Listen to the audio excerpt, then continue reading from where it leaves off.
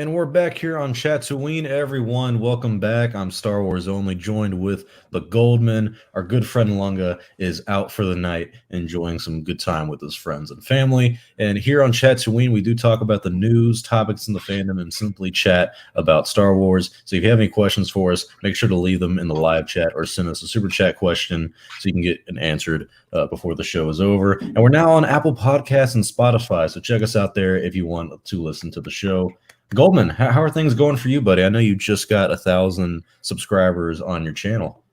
Things are good. 1,000 subs. I restarted YouTube about 8 months ago, and I didn't really expect to get 1,000 subs in 8 months. So it's great. It's a great feeling when you work hard and something pays off. Personally, I've been busy as hell. I've had exams this week, and I've put off a lot of schoolwork to make my videos. So it's not the best idea. So I got to catch up, and now I'm behind on YouTube. Is I'm trying to make I'm making a Mandalorian video for this Sunday. That's going to be like an hour and 10 minutes long. So I'm a little bit behind on that, but hopefully I'll get it out. So yeah, a lot of working, but things are good. I'm happy. Oh, that's good. I'm excited to see the Mandalorian video. I know your Mary Sue one about Rey has been doing really well in terms of views and attention. And I'm pretty sure that's what got you over that 1,000 threshold. Oh, absolutely. So you keep pumping out like quality content videos like that, mainly the long-winded ones. I think you'll hit 10K probably before the end of 2021, probably before the summer of that year too. I've noticed that once you get past 1,000, it's kind of, I wouldn't say smooth sailing, but it's just kind of an easier trajectory upwards in general for YouTube. But everyone's different. Yeah. Good luck with that. But today is October 23rd, everyone. We're now exactly 1 week away from the Mandalorian Season 2. And this Monday, we had a new trailer for Mandalorian, and it revealed more details for Season 2. And apparently, Season 3 is starting production sooner than we expected. We add another Star Wars series to the countless list of rumored shows, and fans react to Lucas killing off Luke Skywalker in his version of Episode 8, which I think is going to be a great conversation. And John Boyega says that he liked the original version of Episode 9, the Controverra one, if you will. So all that and more here on Chatooine.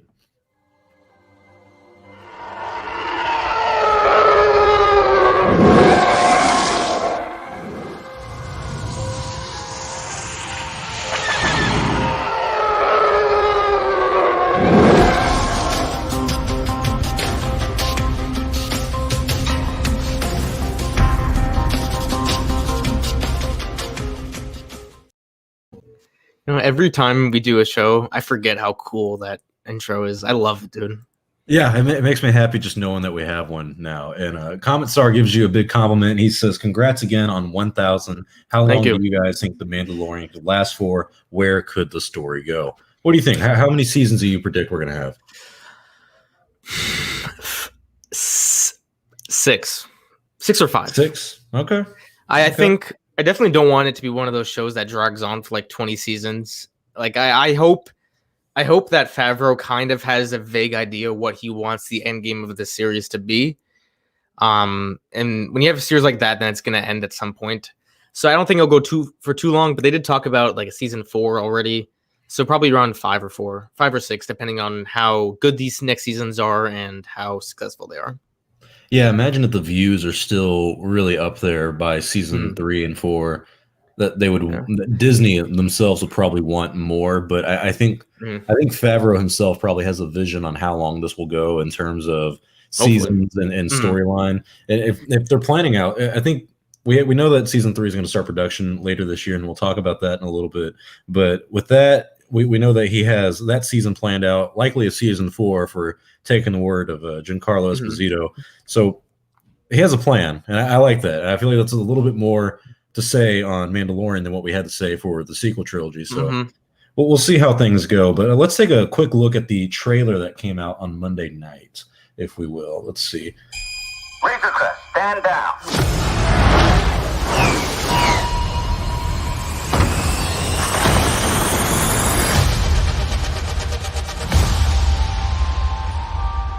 I'm here on business. I need your help.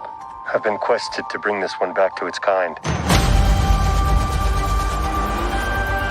If I can locate other Mandalorians, they can guide me. This is no place for a child. go, he goes.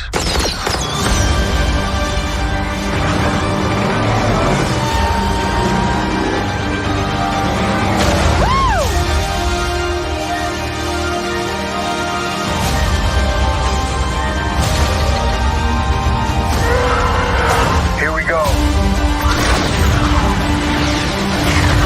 The Mandalorian. New season streaming October 30th. Only on Disney+. I like that trailer. I have to ask you, what are your initial thoughts on this new trailer? And I know we reacted to this live. I think it was Monday night on your channel, and we both had a lot of positive things to say about it. What do you think now, looking at it? I think fans are spoiled when it comes to Star Wars trailers. Like, we expect Palpatine reveals or Luke saying the Jedi will end. Like, we don't need those kinds of reveals every time we see a trailer. You know, Mandalorian, what was so great about season 1 is we really knew nothing. Like, it's crazy to think that we didn't even know Baby Yoda existed a year ago. So these Star Wars thrives when you just don't know what's going to happen. And really, we really have no clue what's going to happen in season 2 other than the rumored castings like Ahsoka and Boba Fett and all those people. In this trailer, you know, I didn't really, as cool as it would have been to see like Ahsoka, I actually had a dream that I was watching the trailer and Ahsoka popped up. Oh. Kind of funny.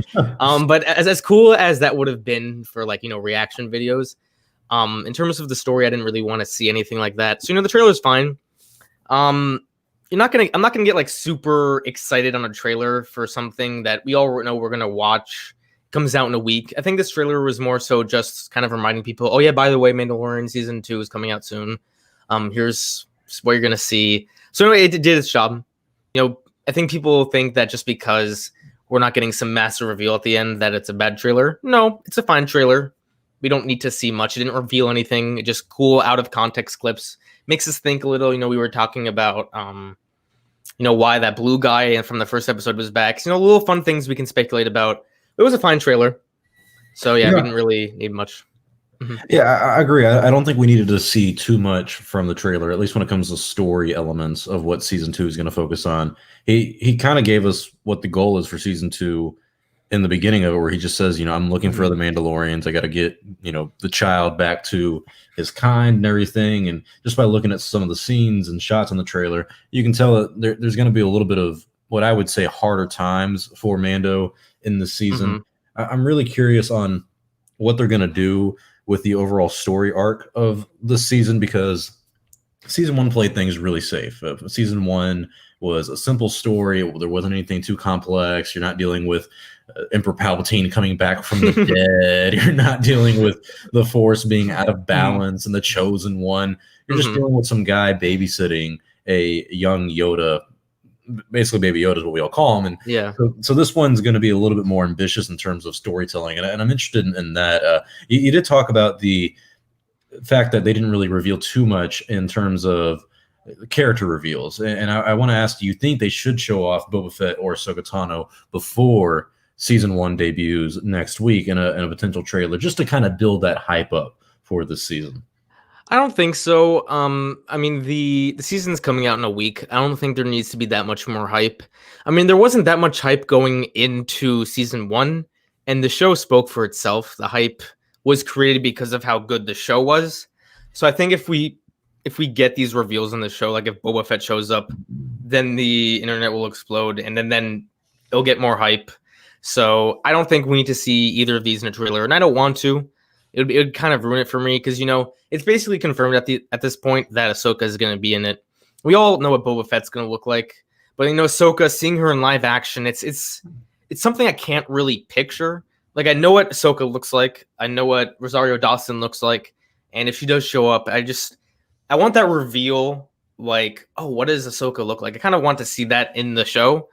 So yeah, I don't want to see either one, and I don't think they should.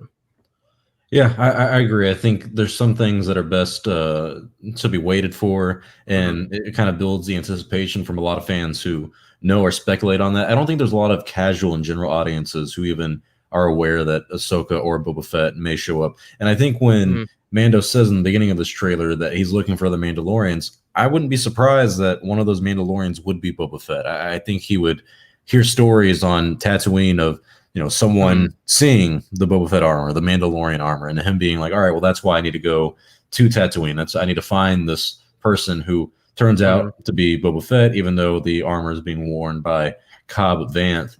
So I think that some of these reveals do need to be savored for the actual show. And I like your point about Rosario Dawson playing Ahsoka, where if we see her from the perspective of a trailer, it may kind of turn a lot of people off where we go, oh, she looks awful. But maybe in the context of the actual show, it might look great. So who's to say? I'm kind of interested on how they're going to pull off that Ahsoka reveal. I like the question Victor says, where he says, what do you think or could be the goal for season 2? I think it's kind of clear, though, from this trailer alone and from what we knew about season 1, where the goal for season 2 is basically getting Yoda either to the Jedi or to a species similar to him, Yoda, Yaddle. But what do you think the goal is going to be? Probably that. I mean, season 1 did end, and he's like, I need to find more of his species. And by species, I assume he means the Jedi. I mean, I don't think you're going to find other Yodas running around. So that's probably going to be the goal. There's definitely going to be... I don't think each episode is going to be that. Because if you look at season 1, of the 8 episodes, only 4 were really progressing the overall plot of the season. Like episode 2, we had the Jawa episode. Episode 4 was the one where we met Cara Dune in the village. 5 was the Tatooine one, and then 6 was the prisoner one with Bill Burr. So we're probably gonna get a few of those episodes too. I know people want to see like something like Game of Thrones, where every episode is like a must-watch. But I feel like Star Wars television isn't meant to be that. At the end of the day, Star Wars is its primary demographic is for kids, and these kinds of episodes I think are necessary. So we'll probably get some of those side episodes too. I wonder if we're actually going to see the crew, like the Bill Burr crew, the crazy Twi'lek chick. I wonder if we'll see them again. But yeah, I still think the overall goal for the season will be to try and find the Jedi or something like that. And I honestly don't think we will by the end of the season. I've gone by the prediction that I think the season is going to end on some sort of cliffhanger, whether it be Baby Yoda getting captured or Mando gets captured, something like that. So I think this goal that he has is not just going to be for the season. I think we'll see it continue on for a little bit more. Yeah, I agree. And I mainly think that, like you said, it's going to end on a cliffhanger. And I wouldn't be surprised if they didn't have any of those, what I consider filler episodes from season 1. I honestly would think that maybe 3, maybe you're right. Maybe it was 4 out of the 8 episodes that we had from season 1 that were not filler. I mean, season 1, episode 1, that continued the story. I think chapter 3 did as well, and then chapters 7 and 8. So yeah, around 4. Basically every single one that Deborah Chow did, and then the last one and the very first one.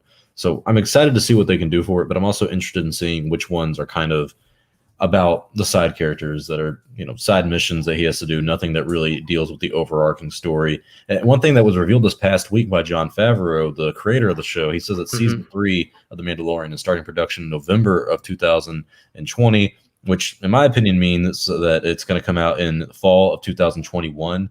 And what's interesting is that this is going to be in production the same time as the Cassian Andor series and the Mandalorian series. So I got to ask you, what do you think about this coming out potentially in 2021? Do you think it's going to come out in fall? I think so. I do like the idea. One thing that I think was a big problem for Solo was that in terms of this Disney Star Wars era, it seems like Lucasfilm kind of reserved December for Star Wars. And I really like that. So, we had the 3 sequel films and Rogue One, seeing those in December was really fun. So I think I like the notion that Disney's going to reserve Mandalorian for October, November, December, that end of the year kind of time frame. And this way they can devote maybe February or March to the Bad Batch. Maybe this summer we get one of the other shows. I still am not sure if we'll get Cassian or Obi-Wan in 2021. We'll see. But I do like the idea of, only waiting a year for each season. I'm assuming it's going to come out in the fall, because I think season 2 started filming in December. And if they're going to start filming season 3 a little earlier, then it's probably going to come out around the same time. Also makes me optimistic that they're not really having the virus stop any of their productions. That's something that's obviously a big concern with everything in the film industry these days. So I'm definitely glad they're continuing on with the filming and that they've handled the virus in some way. So yeah, I'm looking forward to seeing it come out hopefully next fall. Yeah, I think next fall would be the release window they aim for, just to have that yearly continuity, and kind of it's a pattern that they would probably like to keep, just so Star Wars fans know for certain that there is something that's going to come out every year that we all enjoy. And I do think that Cassian Andor is probably going to come out in 2022, but like you said, I don't think COVID's going to really affect season 3 in any way. Maybe just some distancing and some masks on set, but a lot of that stuff has kind of died down. And also, this isn't using a lot of actual locations. They're not having to fly out to Tunisia to film the Tatooine scenes. I mean, they're doing all of this in-house, in studio with the stagecraft technology. They can basically go anywhere and everywhere that they want. So I'm excited to see how that pulls off. When it comes to the Cassian Andor series and the Kenobi series, when do you see those two releasing? Do you think one of them is going to release in 2021? I do think that you're right that in spring we're probably going to see the Bad Batch series. But after that, I really don't know what the plan would be for that Cassian Andor series. I mean, there's been hardly any talks of that for years now, at least officially, and this kind of throws a wrench in that, in my opinion. I think both in 22. I mean, you don't really neither show, the Cassian Andor show and the Obi-Wan show, they haven't started production, and you don't want to rush these shows. I mean, you don't have a release date yet, so why rush it? We can get Mandalorian out, we can get the Bad Batch out, and they can definitely, like something like Obi-Wan, right? It's not going to be numerous seasons, so you don't really need to reserve like a time of the year for it. So I think if they release it maybe in like the summer of 22, the spring of 22 would be good. And the Cassian Andor show is so weird. I have no clue when we could get that. Like, part of me doesn't see them releasing two shows at the same time. I just don't think that would be. I don't think it would be that smart, but it could happen. So I do think they're gonna separate the shows. I have no clue when the Cassian Andor show could come out. It's so weird. Probably 22, if the show does happen. It's a weird one. Yeah, it's a very odd predicament. It's one of those where no one really asked for it. It seems to have had nothing but trouble since its inception, and it's been delayed, I think, twice now. Director changed twice now, and just a lack of general interest by casual audiences and Star Wars fans alike. So I hope it comes out and it does really well. I hope we all are surprised and we really like it. I think it's one of those series that's going to kind of get on a lot of people's nerves, where we're going to see a lot of shows that people don't like. And like I said at the beginning of this, it seems like every time we do Chatooine, there is a new series that Lucasfilm is rumored to be working on, and this one has actually probably had the most credible amount of news and information from multiple outlets that confirm the story. According to LRM Online, there is a big push at Lucasfilm for a series about Cara Dune, and Bo-Katan is apparently going to be in it as well, and that's coming from the guys at Kessel Run Transmissions. So Gina Carano is going to come back and do her own series, apparently. Does this interest you at all? Do you like the idea of a Cara Dune and Bo-Katan series? I mean, Bo-Katan herself really interests me because she is, by the end of Rebels, the leader of Mandalore. So she does have some importance, and I do really like the character. So I'm interested to see where that goes. I mean, Cara Dune, I mean, she's a nice character. I just find it odd that people are giving her own show. I mean, if it's going to be like it's really weird. Like, if these two are going to have their own show together, I guess that could be interesting. It'd be weird, though. Like, if she's going to be involved in this show, I wonder if she would still be in the later seasons of The Mandalorian. Would these two shows be kind of like the Netflix Marvel shows where they're going on at the same time, and then you'll occasionally, maybe one episode, you'll see The Mandalorian in the Cara Dune show, or we're definitely going to see Bo-Katan in The Mandalorian if this is going to happen. Also, I've heard that a reason they want to do this show is because supposedly Katie Sackhoff and Gina Carano had really good chemistry. So if that's true, then I'm all for it. So yeah, Bo-Katan, I'm looking forward to seeing her. She's definitely an interesting character for her own series. It's just Cara Dune that's the one that's interesting. I'm not against it. It's just a really weird pick for me. Yeah, it's an odd pitch. It's one of those that kind of, I don't know when they, like some of these series make sense. I mean, some people are going kind of interesting in the chat, which makes sense of Victor may ask a question like, do you want any of these rumored shows? And there's so many rumored ones out there. There's Mace Windu, there's Lando, there's a Rogue Squadron series, there's a sequel to the the Solo spinoff film that's supposed to get its own series with like multiple different projects. Jesus, what else is there? There's one about Boba Fett. There's one about Ahsoka Tano. I mean, there are so many rumored Star Wars series. I will say the Boba Fett one is the only one I am passionately against.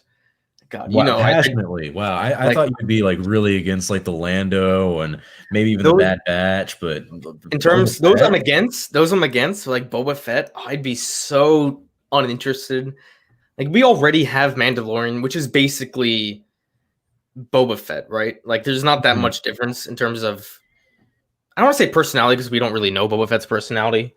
But God, Boba Fett. I know there's like a lot of Boba Fett fans. And I'm glad that so many people love Boba Fett. I don't get it. I don't think I ever will. And while a show like Lando, we don't really know what we get. But a show like Boba Fett, it's going to be something very similar to The Mandalorian anyway. Like, do we really need a show about another Mandalorian bounty hunter? I think the fans would say yes. And honestly, how about this? How about I intrigue you a little bit more? I'm going to offer this to you to kind of incentivize you to watch Boba Fett show a little bit more. I like Nicholas's idea. Rian Johnson, even though he calls him Ruin Johnson, he should direct his own Star Wars show. If Rian Johnson directed his own Boba Fett series, would you watch that? Would that be the deal breaker? I would watch a Boba Fett show if it was directed by anyone. Whether or not I'd like it is a different thing. If they wasted, I'll get some heat for this, but if they wasted Rian Johnson's talent on Boba Fett, I'd be so disappointed. It's funny because people criticize Rian Johnson for ruining Luke Skywalker, and they'd probably think he'd somehow find a way to ruin Boba Fett. I mean, what's there to ruin? I mean, he showed up for a few seconds in Empire and then jumped off a cliff in Return of the Jedi. Maybe he makes Boba Fett like paint his armor pink or something. He's like, oh, this is really good for his character. It's like, subvert expectations. Maybe that Doomcock rumor that he put out that Boba Fett's going to take his helmet off and be a transgender female will come true. Is that true? Did he actually say that? Yeah, I swear to God, he made a video basically saying that like Boba Fett is going to reveal himself to be a female, and hey, who am I to say a man's sources are not well placed? I think that would be the greatest. That's awful, dude. That'd be quite a twist, and with Rian Johnson doing it, I think that would be I think that'd be an interesting twist with the fandom. That would be kind of funny though. It's like Boba Fett wears the helmet throughout the whole series, and he sounds the same. And he takes off his helmet. He's like this smoking hot girl. Yeah, like, hey. Yeah, kind of like Leia in Return of the Jedi, where like it's like, some dude's hanging out with Chewie and captured him. Oh snap, it's Leia. That's hot, And then it just the whole like after 2 seasons of Boba Fett, it's just a female the whole time. We all got bamboozled. Oh my God. Yeah, I'm still in shock. I mean, no, I shouldn't be in shock that Doomcock would say something like that, but anyway, that was funny. That gave me I'm gonna go back to one of the comments Nicholas just put in, and this is something I wanted to put in for a topic for today's show that I ended up not doing. There's a rumor, and the reason I didn't run with this as a story or even make a video on it is that a lot of people within the industry that do kind of credible scoops said this isn't true, that Lucasfilm is going to have their headquarters moved to Burbank. They're right now in San Francisco, and there's a report on, I think, StarWarsNews.net from the guy who created that Make Solo 2 Happen campaign, basically saying that there are a few people inside Lucasfilm who are saying the company is going to be moved from San Francisco to Burbank, California, which is, of course, closer to like the animation area for Disney and a lot of other projects and basically Disney stuff like that. I don't think that's happening, if I'm being honest. The amount of money that would have to be spent on doing that. I saw one YouTube comment that I'm not inclined to believe that basically said that, and I think this was in the article as well, that Disney is actually renting out, or Lucas is actually renting out Lucasfilm headquarters to Disney. Like they're paying that man rent. And there was a YouTube comment that I saw that I know I do not believe even in the slightest, that they have to go to his house every morning at 8 a.m., get the keys, and then have it dropped off by 6 p.m. at night. And the reason I know that's not true is because the man lives in Chicago. So unless there's some poor intern who has to take a flight from LA or, well, this is San Francisco, San Francisco to Chicago every day, twice a day, I don't see this happening. But I think it's an interesting topic. Would you like to see Lucasfilm move at all? Do you have a preference in this? Does this bother you at all? This is kind of out of my area of expertise. They're in San Francisco right now. Like you said, that the animation like is big in Burbank. I didn't know that. So like to me, I don't really have any thoughts on this. Like, I don't know the specifics and the finances behind moving. I'm assuming it's expensive. I'm not sure why they would want to move in the first place. Isn't Skywalker Ranch in San Francisco? Yeah, I think it's on specifically Lucas Valley Road as well, which is not ironic at all.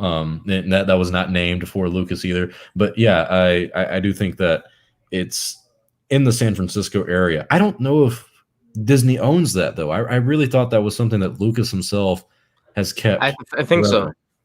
But I know they use it still. Like I'm pretty sure they still go to Skywalker Ranch. I think. All the time. All the time. I'd imagine so. I mean, it has to be a Lucasfilm property that Disney bought, but I would hope for George's sake that he kept it. But then again, I hate to be a Debbie Downer. That place has some bad memories for the man. Did you know that the office that like he has his own office there, and that thing was built by the architect who ended up marrying Lucas's wife. Like Marsha? Marsha left Lucas. Yeah, I think I heard that. Yeah, for the architect who actually built the office for Lucas. That's a sad chain of event. I feel bad for the guy. He seems like he's a happy person now. So. Oh yeah, he's happy. He's got his own wife and kid, his first biological kid, and all that. Man, well, I'm getting bombarded in the I know. live stream with these spammers. Yeah, spammers, which is all fine and dandy. I don't mind engagement, but man, Victor has a funny comment. He's asking the first trailer. Oh, I think where was it? Oh yeah, when did you get a cameo? I think we've talked about this a little bit before. And Goldman, everyone knows now that me and you have cameos in season 2 of The Mandalorian. The only thing I do know is that my boy Claude has a cameo. Unfortunately, I'm under NDA. I cannot say anything about my potential future appearance in Mandalorian season 2. So yeah, but look forward to seeing Claude. That's for sure. Yeah. Goldman is allegedly in The Mandalorian season 2. I can say that much. Man, every time I block one of these, and another one shows up. Another one shows up. If you want, you can make me a moderator, and I can try and help out. Yeah, I think I can do that through YouTube, right? Or do I have to do it through the StreamYard? Yeah, I just commented hello. That's annoying. Okay. This sucks. Oh well. Hey, I'm actually kind of okay with it. All right, there we go. See if I can. I can't make you a moderator through here. You got it. I have a few moderators too, actually, for my channel already. So step on it, boys. If you're here at all. If not, I mean, it's not that big of a deal. I guess we don't have to constantly look at it. But yeah, it does bother me though, because like I have it open on like YouTube watching it, and you just see it like popping up like crazy. Jeez. All right, yeah, I'll go to my YouTube channel real quick and see if I can make you a moderator. All right, that's annoying. Well, I hope this isn't ruining the show for anyone else. I'm technically getting you more viewers. Yeah, it's probably what's getting me more viewers. They're probably looking at it going, you know what, this is actually pretty interesting. What's this about Beautiful Tomorrow? I have no clue, but it is really weird. Yes. Oh yeah, it's crazy in this. It's different on my side. All right, I see you. The hello. How do I make you moderator?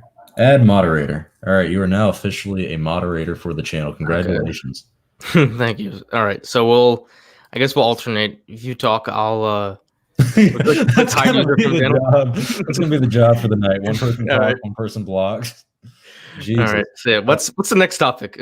The next topic is actually one that I think me and you are going to enjoy discussing the most. Ooh. Is this news that George Lucas is killing off Luke Skywalker in his version of Star Wars Episode 8. This came from a new book from Pablo Hidalgo. He's a creative executive over there at Lucasfilm. And basically in this version of Lucas's Star Wars Episode 8, let me make sure I remove this comment as well because got so many coming on now. What happened was there was a new book that came out called Star Wars Fascinating Facts. And in that, it tells that the Lucasfilm story treatments that Lucas gave to Disney, it shows that his version of Episode 8 was going to have Luke also die. And we all remember that in Episode 8 for the Disney Star Wars films, Luke died in The Last Jedi, and to the disdain of many Star Wars fans. So I really wanted to get your take on this because I know that you're a big fan of The Last Jedi and kind of, I would argue, the route and the arc that Luke had as a story in that. So what do you think about that? What do you think about George Lucas killing off Luke in his version of Episode 8? I honestly think that people are overreacting to this. I've seen a lot of, because on Twitter I follow a lot of these pro sequel people. They're like, oh, people who hate the sequels, George Lucas would have killed Luke off too. And I'm like, okay, sure. Even if that is true, the people who strongly dislike Luke in The Last Jedi, I feel like it's not because he died. It was because of the way he was treated. So, like, I love his treatment in this movie. And I think his death was very thematic and was really well done. But just because he died isn't the reason that a lot of people hate him. I find it interesting. I really would love to know what George Lucas would do with his sequel trilogy. I remember hearing, like, way back when that he would kill Luke in Episode 9, his version of Episode 9. So, of course, like, that's really all we've gotten in terms of actual details from George Lucas's outline. But I don't think it means that George Lucas loves The Last Jedi or that people who hate The Last Jedi should be more open to it now because George Lucas would have done something similar. I mean, the way Luke could have died in his version of Episode 8 would be vastly different than whatever Rian Johnson did. I can't imagine it would be something similar. I mean, maybe in a sacrifice, sure, but maybe using that force projection we probably wouldn't have gotten. So yeah, I think a lot of people who are using this as ammo against people who hate The Last Jedi for saying, oh, Lucas would have done something very similar, now you should love The Last Jedi. I don't like that. Just because a character dies, that doesn't mean the story is going to be even remotely the same. So yeah, that's really my thoughts on this. I honestly can't agree more. I've seen a lot of people through Instagram, Twitter, YouTube who are like, you don't like The Last Jedi? Well, even Lucas was going to kill off Luke. And like you're saying, it's not the fact that Luke was going to die. It's the fact of how certain people like me who just didn't like the arc of Luke in The Last Jedi, how it was portrayed. I don't mind Luke dying in The Last Jedi. I just didn't like how I felt that it wasn't the Luke Skywalker we all knew in the original trilogy.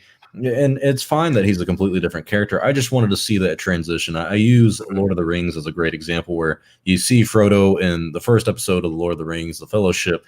By Return of the King, he's completely different. But you have close to 9 hours of seeing that transition from innocence to kind of a really big maturity on his part. And so I kind of wanted to see that with Luke. And you were saying that Luke was going to die in Episode 9. That's something that a lot of people have brought up to people who don't like The Last Jedi, who kind of use this as I've seen some people basically claim that Pablo Hidalgo is lying about this and saying that.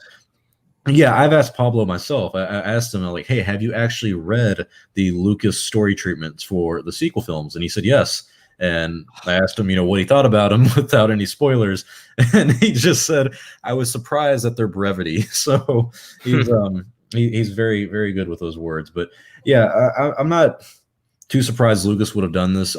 We have to remember that when we were told that Luke was going to die in Episode 9 of his version of Star Wars, that was coming from Mark Hamill, and that was in an interview. And also, it's kind of hard to nail the timeline down of everything, but when Lucas was talking to Mark Hamill and Carrie Fisher about his plans for the sequel films, that was right before he gave Disney his story treatments for those films. So that's probably why there's a difference in the timing of the death.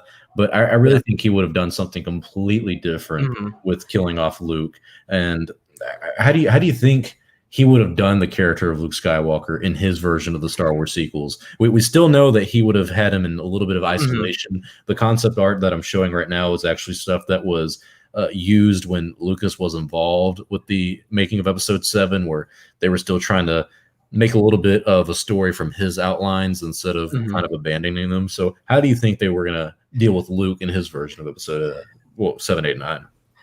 That's a really good question, and it's so hard to answer because none of us, neither of us two or anyone watching this even has remotely the same imagination that George Lucas does. When George Lucas has an idea, he sticks to it, and that could be a good thing or a bad thing. So we have no clue what George Lucas could have done. I think a lot of people put too much emphasis on George Lucas's outline of the sequels. I know this is something you agree with me on, but Star Wars isn't great just because of George Lucas. Like, yes, he created it, but what made the originals so amazing, in my opinion, and yours as well, is that it was a collaborative effort. You know, Irving Kershner, Marshall Lucas, Gary Kurtz, all these people really helped create Star Wars to what it is. So it wasn't just George Lucas. And I think that's the reason why a lot of people don't like the prequels, is because, you know, George Lucas, it was really just him. So with his sequel trilogy, I do think the sequel trilogy that we got, at least episodes 7 and 8, is somewhat similar to what he had in mind. Because we know they've spoken with J.J. Abrams, and Rian Johnson spoke with George Lucas. I mean, if you're going to keep Luke in isolation, he has to be there for a reason. I mean, the reason could be like, I don't know.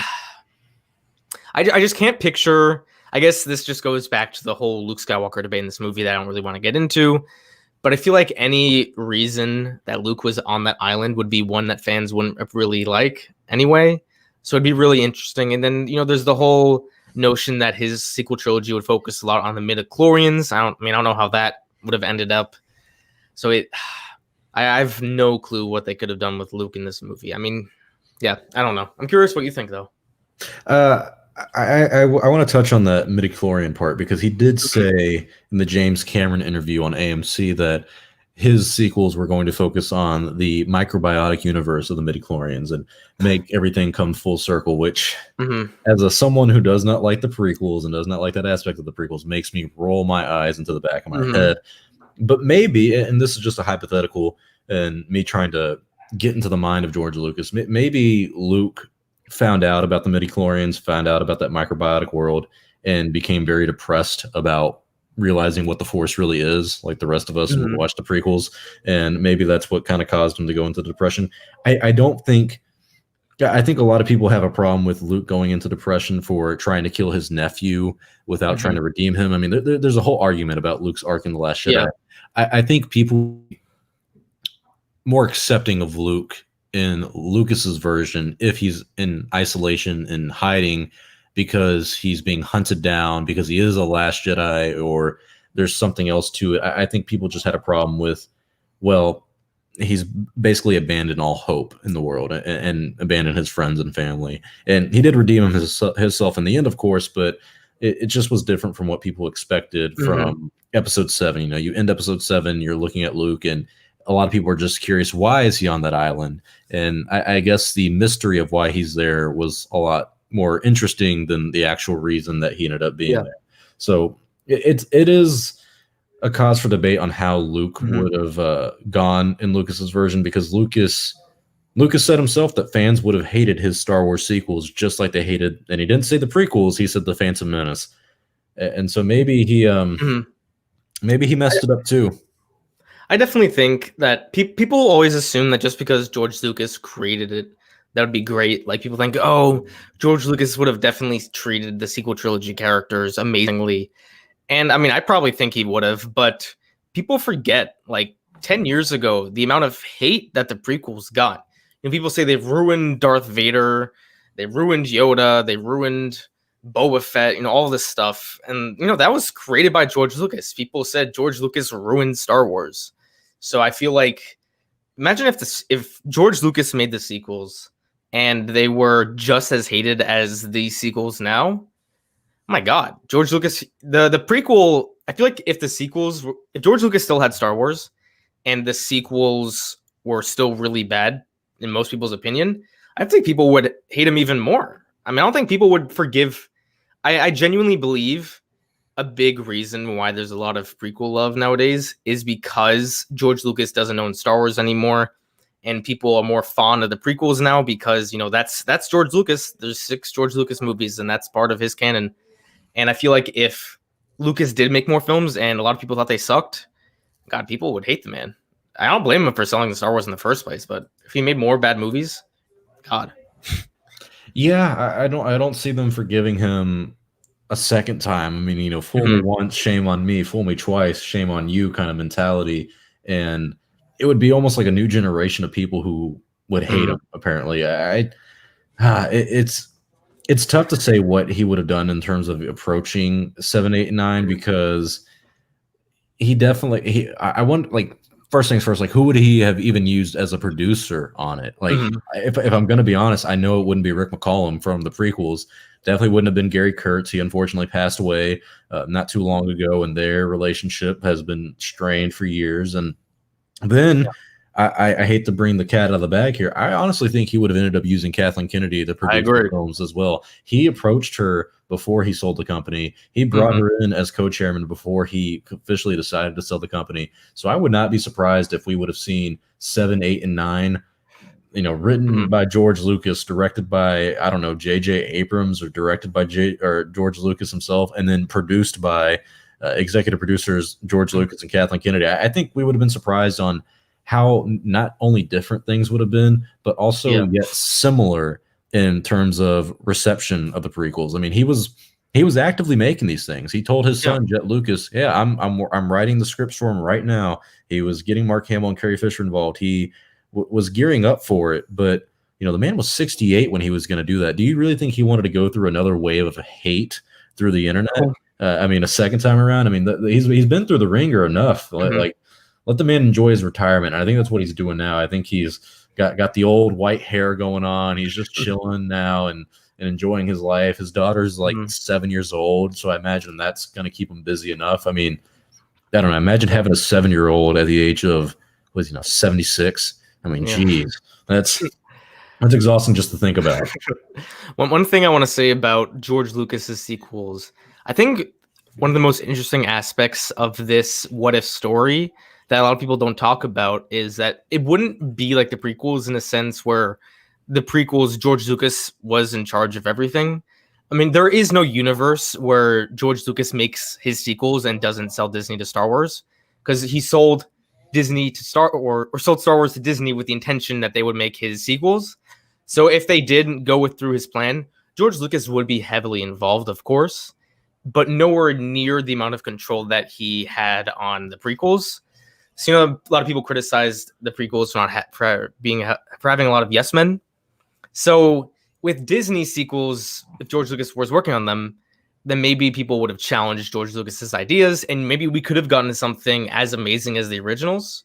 I mean, that's something I think a lot of people don't really talk about. What do you think about that?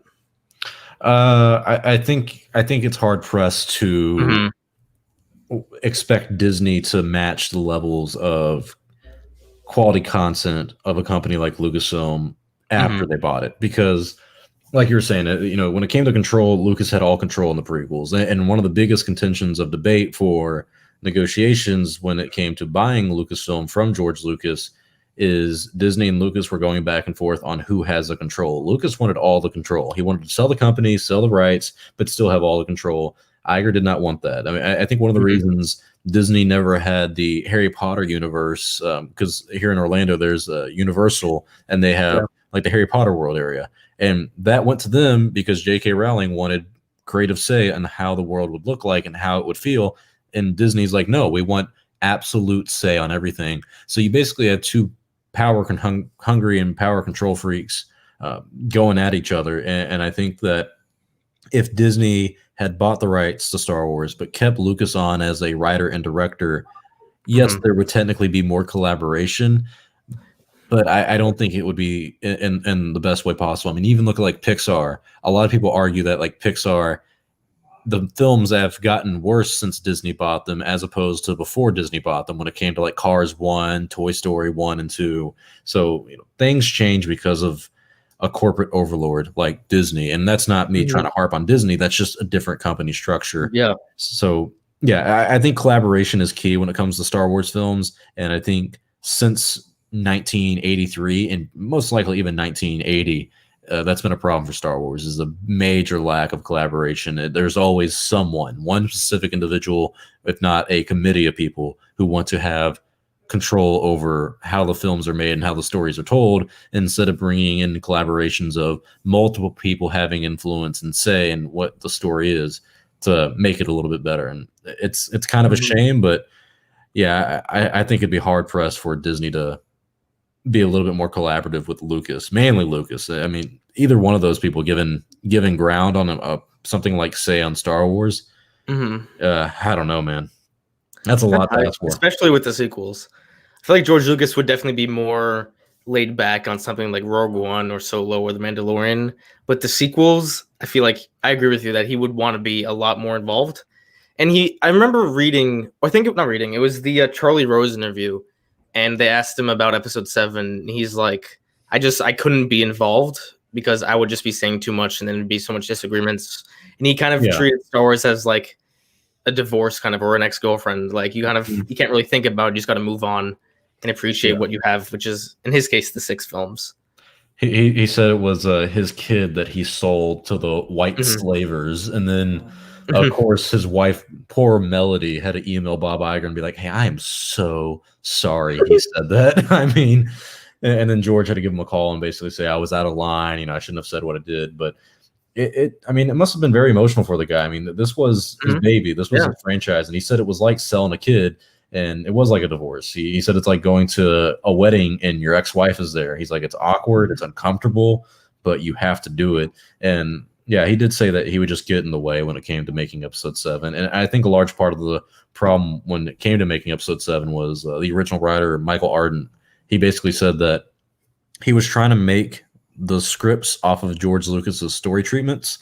And then he had problems writing it because he said anytime Luke Skywalker would get on screen or get on the page, he would just steal all of the attention away from any other character. Like all the attention would go to Luke. And so for me as a Luke Skywalker fan, I'm like, all right, well, that's good. I don't have a problem with that. But yeah, when you're trying to pass the mantle on to a new generation, you kind of don't want that. So it is a big what if, and I really hope, and I know Pablo Hidalgo himself has also said that he hopes they release the story treatments for George Lucas, his version of the sequels.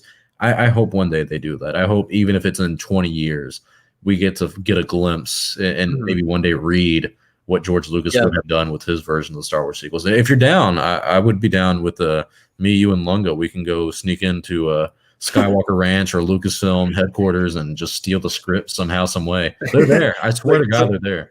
It's like there's a big safe and it's just like labeled George Lucas sequel trilogy scripts. And it's like, so you have to do like a super heist movie where you gotta like hire so many people. There's gonna be like lasers everywhere. Yeah.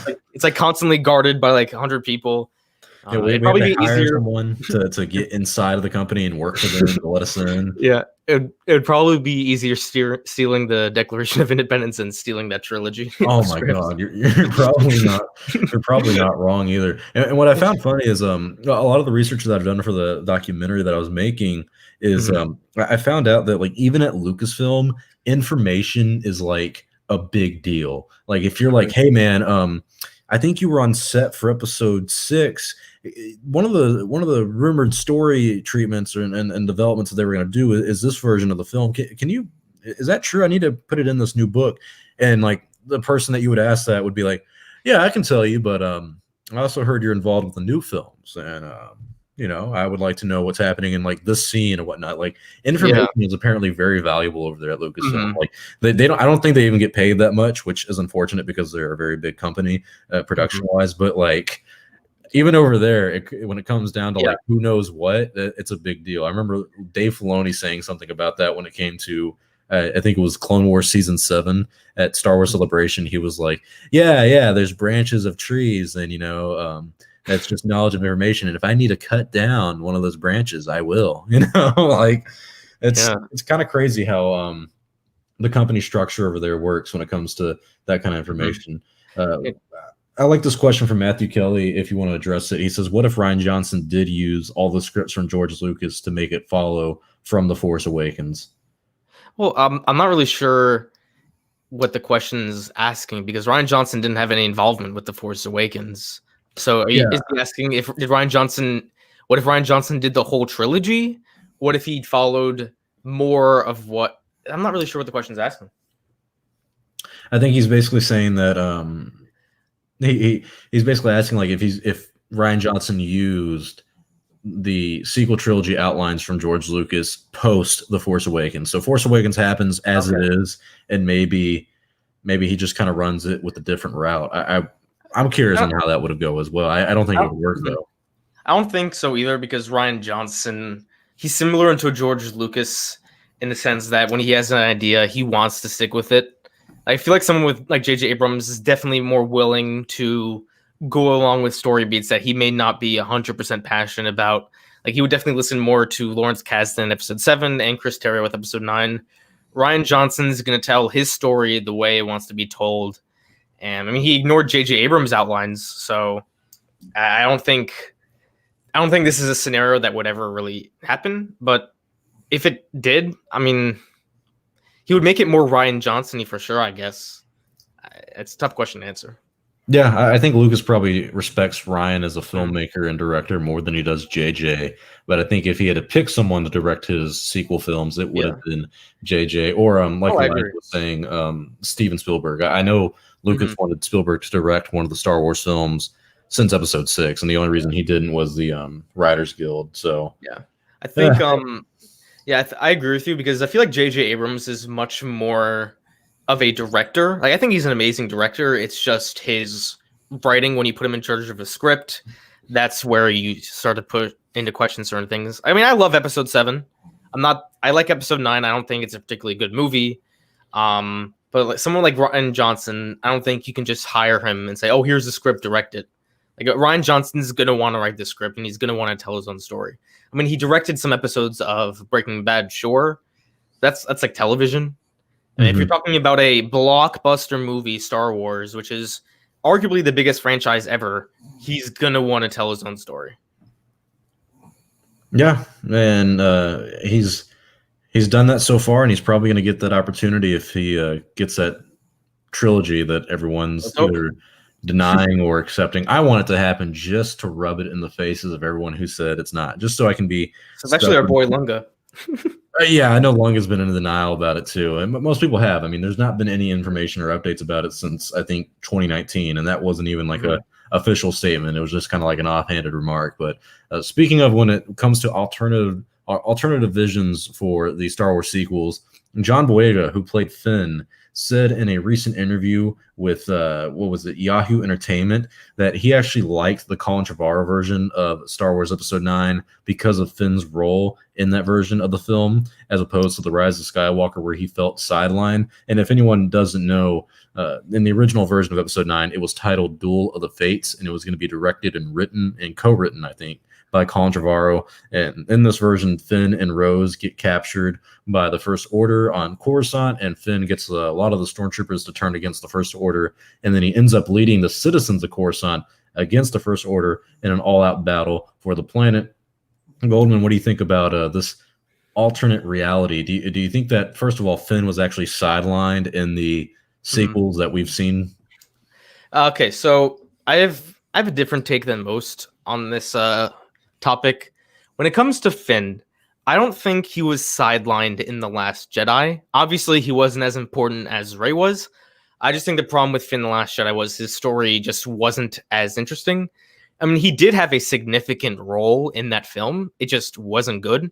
And in The Rise of Skywalker, he was 100% sidelined. So if I was John Boyega, of course I'd want to see Duel of the Fates more. I mean, Duel of the Fates versus The Rise of Skywalker, it's so interesting to me because both stories have ideas and concepts that I love a lot, and both stories have a lot of concepts and ideas that I really don't like. When it comes to Duel of the Fates, I like the overall plot more, and definitely what they did with Finn. But when it comes to Rise of Skywalker, I like what they did with Rey and Kylo more. So, like, in my perfect world, I wish, like, J.J. Abrams kind of took more from Duel of the Fates, like the plot and stuff. Mhm. But if I was John Boyega, of course I would prefer this. I mean, look at him. Like, this picture, this is actually one of my thumbnail pictures because I made a video about a video game idea I had for Finn. Like, after watching The Rise of Skywalker, like, this, looking at this image is a little depressing. Like, we almost got the Stormtrooper Rebellion. Like, the Battle of Coruscant in this script sounds really cool and really unique. And I think tying back to Coruscant would have been an excellent idea. Now, granted, would it have been a better film? We'll never know because there's things. I think people forget that just because a concept sounds really good or really bad, that it doesn't automatically mean it's going to be good or bad when it comes to the film. Like, when I read the leaks for The Rise of Skywalker and I read this scene where Han Solo came back and talked to Ben, I thought that sounded really stupid. But to me, it's one of my favorite scenes in all of Star Wars now, and I think easily the best scene in that movie, because execution is really important. So the idea of this Stormtrooper Rebellion sounds great, and hopefully it would have been executed well, but that doesn't automatically mean it would have been. But I do, of course, I understand where John Boyega is coming from. I definitely understand where he's coming from, especially because of where he was in The Force Awakens and where he ended in the Rise of Skywalker. So I'd much rather, when it comes to just Finn as a character, I'd much rather have seen this version, and I agree with him. Yeah, I'm a little bit more leaning towards the Colin Trevorrow version of Episode 9. I feel like going to Coruscant would have felt more like Star Wars. I feel like it would have tied in the story with the prequels a lot better than what we did with The Rise of Skywalker. And like you were saying, it really does depend on execution. I like the point Lunga made a long time ago when it came to talking about the concept versus the actual execution of things, and like leaks. The leaks for The Mandalorian, if it was something like, hey, there's a Mandalorian who babysits a kid version of Baby Yoda or kid version of Yoda, everyone would have been like, that sounds awful. But ended up, we all loved it. And I think one of the reasons we loved it is that we didn't know about it. I do wonder what about the script that Lucasfilm did not like that ended up to have Colin leave. I think part of it has to do with what to do with Leia as a character or something like that, like how that would have affected it. But I really would like to know what was the straw that put Camel's back in that situation. But when it comes to John, he actually did say, and I'll pull it up in a second so we could actually watch the interview, that he did say that he's open to return as a Finn if his other cast members like Daisy Ridley and Oscar Isaac return. But he also talks about the support they gave him. Let's look at this clip real quick. Hey, in that great GQ interview you did, you talked about your experience in Star Wars being different from other cast members because you were a man of color. And how was that received by your castmates? How did they take that? Full support. I got a text message from Daisy. I mean, we talk all the time. So, but to be fair, I'm really close with my castmates, specifically. You know, Oscar and Daisy and myself and Kelly had really transparent, loving conversations that I will never forget for the rest of my career. So we were all already speaking about things, you know. So me saying this wasn't really a bit of a shock to them, but they did text me to say they support me in that. So what do you think about that? I mean, do you think that this means that he's likely to possibly return in the future? He seems to have the support around him from the other cast members. Do you think that could lead to a possibility for him coming back, or maybe Disney's not going to let him after the comments? I don't think. I think if John Boyega went to Disney and said, "Hey, I really want to work with you guys again," I think they would consider it. I don't think they hate John Boyega now. I would like to see more Finn. The idea I had that I think would be really cool, and I'm going to plug my own video here. I made a video about why I think a video game surrounding Finn would be really interesting. Like him becoming a Jedi and training with Rey and stuff like that. I think you could have a really interesting story there. So that I mean, John Boyega loves the video games. I mean, he was a big fan of Battlefront 2 when he was marketing it. So I think that would be something interesting for him. When it comes to a show, I mean, I don't think we're going to get any post-Rise of Skywalker movies anytime soon. Of course, I want to see an animated show, and he's not going to waste his time voicing a character. So I don't think it's going to happen anytime soon. I mean, I would like to see them again, but I don't want to see an episode 10. Like, maybe if it's if it's a like a live action show that just follows these characters, sure. I mean, I think I would bet money right now that Oscar Isaac's never coming back. I just think he absolutely doesn't like Star Wars, like on Harrison Ford levels. So maybe Daisy Ridley, maybe John Boyega if they don't have that great of work for the rest of their careers. But I don't want to wish that on them. But we'll see. It's definitely not going to happen anytime soon, though. Yeah, no, nostalgia has to set in just a little bit. I agree. I don't think Oscar Isaac even remotely wants to come back. I think if they offered him like at minimum $2 million, he would be like, okay, I'll come back. But beyond that, I don't think he cares even remotely. I think, I hate to say it, but I think in terms of line of work, I think Oscar is going to find more work than both John and Daisy. And I think John's going to find more work than Daisy. I am not saying Daisy's a bad actress, but I think she's the one kind of in third place when it comes to the offers she'll get after Star Wars. And I don't know if that'll be a reflection on her acting in the sequels or just the reception of the sequel films. But I think if Lucasfilm called and said, hey, we want you back in Star Wars for more stories, not mainly movies, but Disney Plus show, maybe even animated, I think Daisy would be the first one to say yes. And that would kind of get the ball rolling where she says yes, then John would say yes. And then with those two together, mainly with John saying yes, that could get Oscar back, but it's a long shot. I don't want more live action stories of these characters. If I get them, I would want it to be on Disney Plus. It's nothing against the characters or the people who play them. Well, actually, no, it's something against the characters. It's not the actors who play them. I am not remotely interested in these characters anymore. Finn is a very interesting character. Daisy Ridley's character Rey does not interest me, and her past Episode 9, I don't really know what to do with her as a character anymore. Yeah, I built the Jedi Order, but that doesn't do much for me. I would not pay for it. How about that? Like you would not catch me in theaters for Star Wars, the continuation of Rey kind of thing. Really, you wouldn't go see it? No, there comes a point where I have to draw a line, and okay. I mean, I don't know. Of course, I'm going to go see it. I got to review it, just to say it. But I'll buy. It's not something you like rewatch really ever. It's something I would go in just to say I could actually judge it. But it would be like the most reluctant ticket I had ever bought. I mean, the last time I really reluctantly bought a Star Wars ticket was for Solo, A Star Wars Story. I knew going into that film I did not want to watch it, and when I watched it, I was like, I just remember sitting there. No one was sitting by me. It wasn't packed, but it wasn't empty either. And the Darth Maul scene happened where I saw his legs and I was like, oh my God, is that Darth Maul? Please don't talk about Darth Maul. And then it was him, and some guy in the back was like, yes. He was so happy. I was like, you know what? This movie was made for you, brother. Good for you. Yeah. So, that's the last time I didn't like it. Actually, I want to ask you a question. I'm going to put you on the spot here because I know of all the Star Wars movies, your three favorite are the three originals.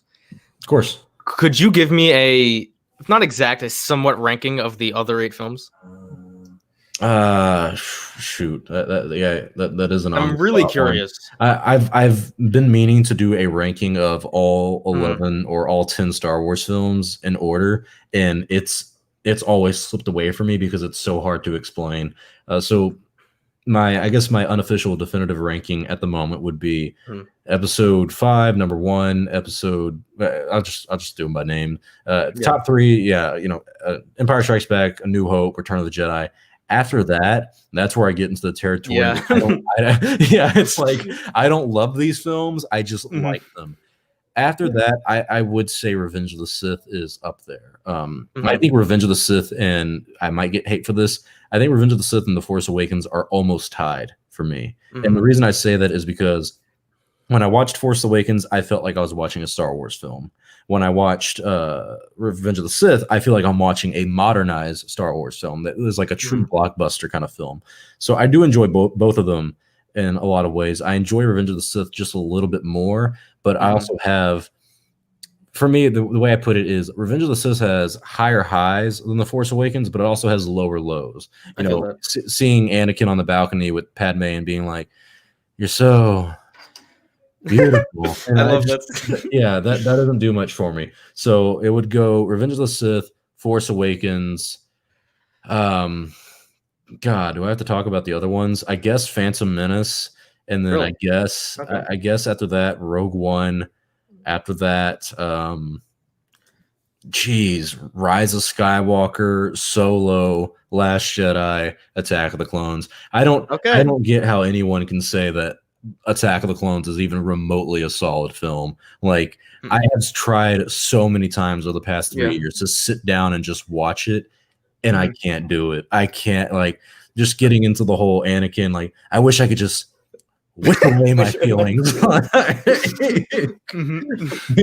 me and my girlfriend make fun of that scene a lot because whatchamacallit, I had like a joke with my friend about that a few years ago where I was like, imagine Lucas directing that scene where Anakin and Padme are on that balcony and he's like, I don't like sand, and I would always do the George Lucas where it's like, all right, hey, now I want you to touch her back. Ah, yeah.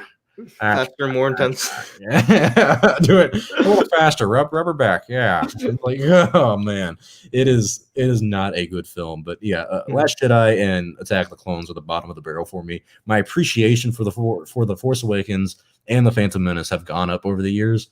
Rogue One, criminally overrated, and Solo: Star Wars Story also completely overrated, while also being underrated. If that makes sense. Yeah, I feel that. Oh, I'm glad I know because I've always been curious.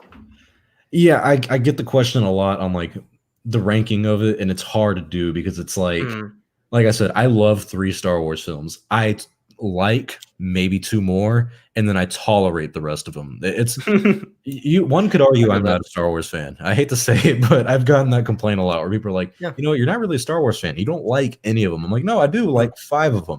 The other 6 could never exist, and I would not bat an eye. I've even gone as far as saying that like people who hate the sequels should still blame the prequels, because if it wasn't for the prequels being such bad films, Lucas would have never sold the franchise, and then we wouldn't have the sequel. So if you still have a problem with Star Wars, all your problems go back to Lucas. That's my train of thought. Interesting take.